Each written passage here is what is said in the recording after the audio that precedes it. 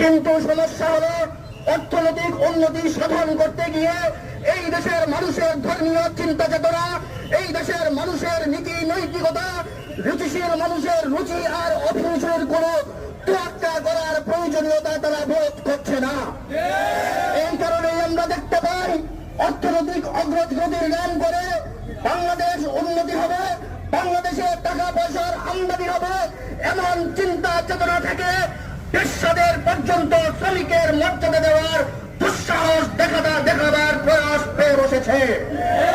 মোট কথা, আমরা আজকের সমাবেশ থেকে স্পষ্ট ঘোষণা করছি, বাংলাদেশের ক্ষমতার বর্তমানে থাকতে হলে এই দেশের মানুষকে শাসন করতে হবে, এই দেশের মানুষের উন্নতি অগ্রগতির পাশাপাশি এই দেশের মানুষের ধর্মীয় মূল্যবোধের প্রতি শ্রদ্ধাশীল থাকতে হবে।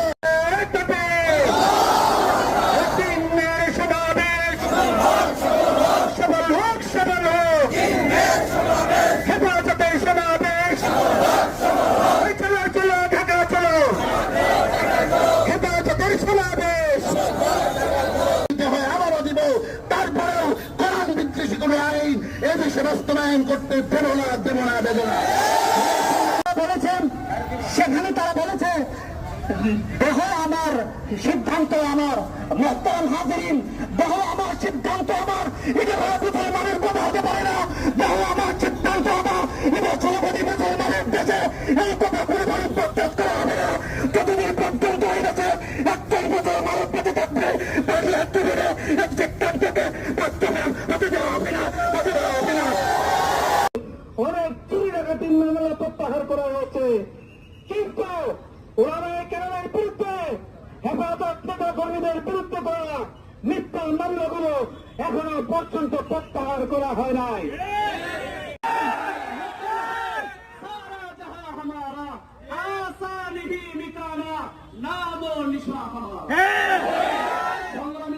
এমন উন্নতি চায় না যে উন্নতির পিছনে ধর্মকে বিভাজন করতে হয়।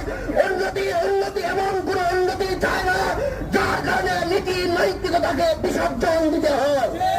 নৈতিকতা বিসর্জন দিয়ে ধর্মকে অবমূল্যায়ন করে যদি কোন উন্নতির আমদানি করা হয়, এই দেশের মানুষ এমন উন্নতিকে বঙ্গোপসাগরে নিক্ষেপ করতে বাধ্য হবে। সর্বশেষ কথা, হেফাজতে ইসলামের স্পষ্ট দাবি, এই নারী কমিশনের প্রস্তাবনা এমনকি কমিশন শুদ্ধ বাতিল করতে হবে। শেখুল হাদিস আল্লামা আব্দুল আহাদ হাফিজাহুল্লাহ। এর পূর্বে আমরা ঘোষণা দিতে চাই যে আজকেও বড় পরিষদের মিটিং হয়েছে, সামনেও মিটিং হবে। আপনাদেরকে নির্দেশনা দেওয়া হবে 15 থেকে 3 তারিখ আমরা সর্বোচ্চ উপস্থিতি নিয়ে এদেশে বৈরবের আপানোর তৌহিদি জনতা, স্কুল কলেজ মাদ্রাসা, শ্রমিক মজুর রিক্সাওয়ালা থেকে নিয়ে সকল শ্রেণীপেশার মানুষদেরকে নিয়ে আমরা সড়ক বিউত্তনের উদ্দেশ্যে আমরা সকাল ইনশাল্লাহ রওনা দেব। আপনাদেরকে পরবর্তী নির্দেশনা জানিয়ে দেওয়া হবে। এ পর্যায়ে আজকের এই অনুষ্ঠানের সভাপতির বক্তব্য রাখছেন শেখুল হাদিস আল্লামা আব্দুল আহাদ হাফিজাহুল্লাহ।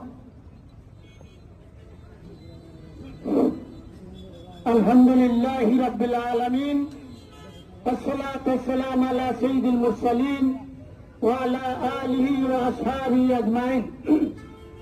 أما بعد، قوله تبارك وتعالى وجاهدوا في الله حق جهاده. السلام عليكم ورحمة الله وبركاته. حامدا ومصليا ومسلما أما بعد.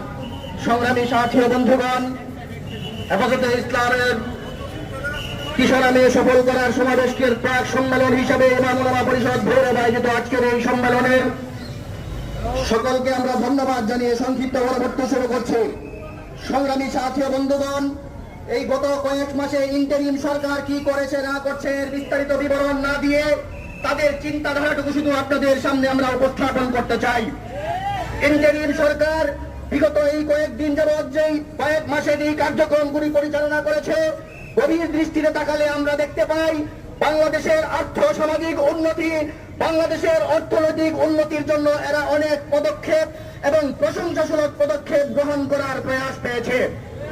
কিন্তু সমস্যা হলো অর্থনৈতিক উন্নতি সাধন করতে গিয়ে এই দেশের মানুষের ধর্মীয় চিন্তা চেতনা, এই দেশের মানুষের নীতি নৈতিকতা, রুচিশীল মানুষের রুচি আর অভিরুচির কোনো তোয়াক্কা করার প্রয়োজনীয়তা তারা বোধ করছে না। এই কারণেই আমরা দেখতে পাই অর্থনৈতিক অগ্রগতির নাম করে বাংলাদেশ উন্নতি হবে, বাংলাদেশে টাকা পয়সার আমদানি হবে, এমন চিন্তা চেতনা থেকে পেশাদের পর্যন্ত শ্রমিকের মর্যাদা দেওয়ার দুঃসাহস দেখাবার প্রয়াস পেয়ে বসেছে।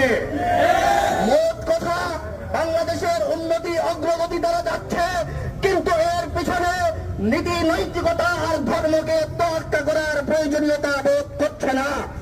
আমরা আজকের সমাবেশ থেকে স্পষ্ট ঘোষণা করছি, বাংলাদেশের সমতার বস্তুতে থাকতে হলে এই দেশের মানুষকে শাসন করতে হবে, এই দেশের মানুষের উন্নতি অগ্রগতির পাশাপাশি এই দেশের মানুষের ধর্মীয় মূল্যবোধের প্রতি শ্রদ্ধাশীল থাকতে হবে।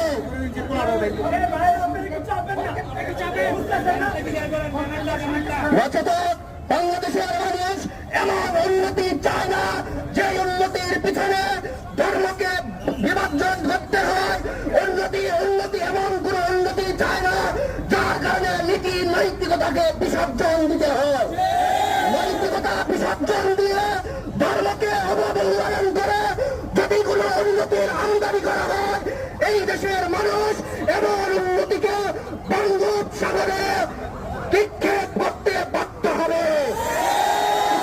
সর্বশেষ কথা, হেফাজতে ইসলামের স্পষ্ট দাবি, এই নারী কমিশনের প্রস্তাবনা এমনকি কমিশন শুদ্ধ বাতিল করতে হবে।